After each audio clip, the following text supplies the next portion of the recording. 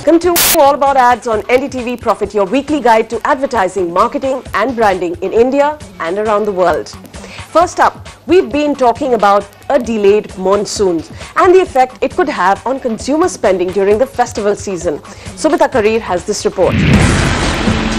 For Mumbai-based air hostess Pooja Gaonkar, the festival season is going to be low-key. She's decided to cut on unnecessary spending during the season.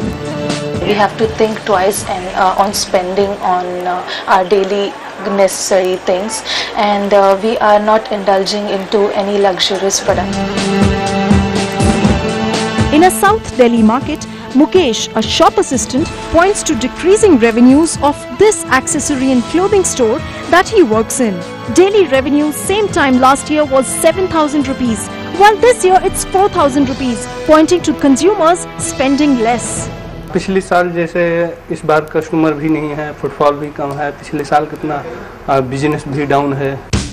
That's not all. A recent study by industry body ASSOCHAM, or the Associated Chambers of Commerce and Industry, says 70% consumers, particularly the middle and lower income groups, are planning to cut on festival spending.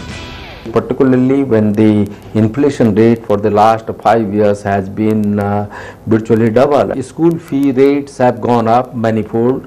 The water, the electricity, the transportation, the food inflation, there has been inflation quite high in all the areas, and that's the reason that the people have limited resources. The study conducted across major Indian metros indicates that lower and lower middle income families that spend nearly 29% of their earnings on festivities last year are expected to spend only 15 to 18% of their earnings this year. Among the people surveyed, 51% blamed inflation, 20% blamed it on the lowered value of saving, 17% wanted to save for big buys, and the remaining 12% blamed it on increasing EMIs. The cities that are most likely to be affected by lowered festival spending: Delhi, followed by Mumbai, Ahmedabad, Chandigarh, Kolkata and Chennai. ASSOCHAM also indicates a cut on marketing spends during the festival season. Corporate sector, I believe we came out with a study paper, has already reduced their budget by some of the companies by 50%. However, media agencies remain optimistic. Macroeconomic reality, that calendar reality has depressed spends a little. As compared to last year, I would say about 5-7% in this on a broad scale. It depends from category to category, brand to brand. Spending is going to pick up as it should for those months, but obviously, like I said, like a bulk. If you were to look at Q4 aggregated, yes, it will be a little lower than what one would have wanted it to be compared to last year. But if you were to look festive season to festive season, yes, it's going to be robust.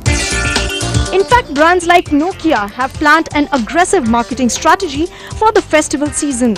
Last year, one of their leading distributors, HCL, sold 1.5 million Nokia handsets in one day of the festival season, a reason why there is no cut in ad spends this year.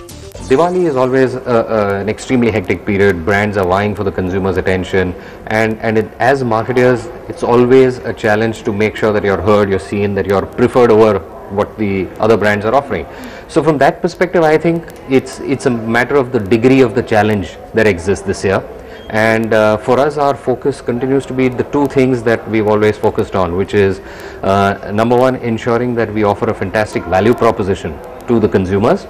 And secondly, the fact that we innovate, do something different, but in a manner that's highly relevant to consumers. Like every year, brands will continue to rely on offering discounts, exchange offers and indeed freebies.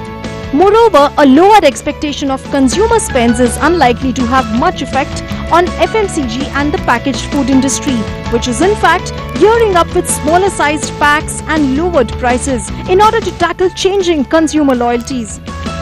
There are also expectations of robust sales online. Delhi-based online fashion and lifestyle retailer Yepi.com is expecting a 60% increase in sales compared to last year, even from Tier 2 and 3 towns. Come this festive season, consumers are going to exercise caution while spending. But the one target group that's unlikely to get affected, the 20-somethings. Yes, These 20-somethings are in fact going to keep the marketeers busy and the economy going. In fact, Mindsh's Rahul Thapa feels that while consumers are in fact in a mood to economize, marketers and advertisers alike indeed need to turn to smart communication. Essentials are going to sell. There will be treats as well, because you are looking at the festive season. There are some postponables, like I said, if one were to put out a clever, I'm no creative person, but like the TV example I explained, if one were to give a creative spin to their product, something which is a postponable may not be a postponable anymore and would just be something we have during the festive season. So it just comes down to how well you know your consumer, how well you know her context, and how well you know what is going to get her to spend that money which she has but doesn't want to part with right now.